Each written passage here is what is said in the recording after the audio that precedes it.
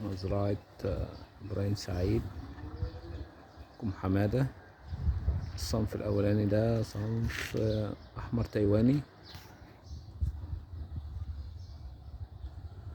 وده موف.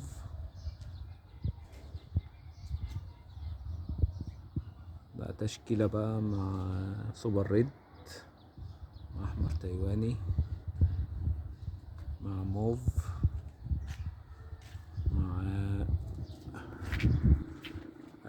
رويال ريد،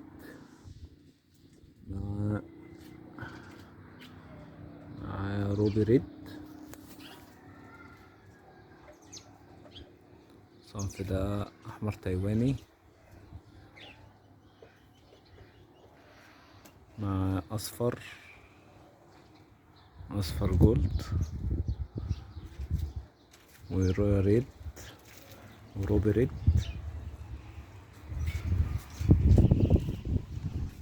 ده أحمر تايواني برضو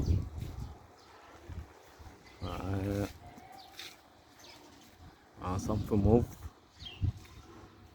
مع أحمر تايواني. ده صنف أصفر وروبي ريد،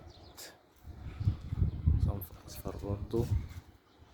ده روبي ريد برضو. ده سوبر ريد.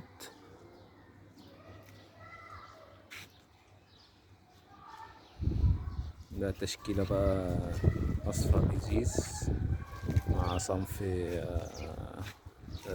دار ستار.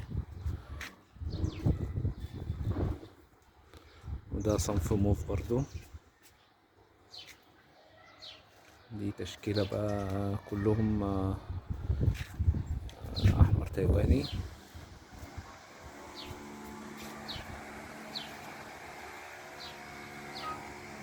ده أحمر تايواني أبيض فيتنامي، وده أبيض فيتنامي برضو. التشكيلة اللي على السطح دي كلها أبيض مع أحمر.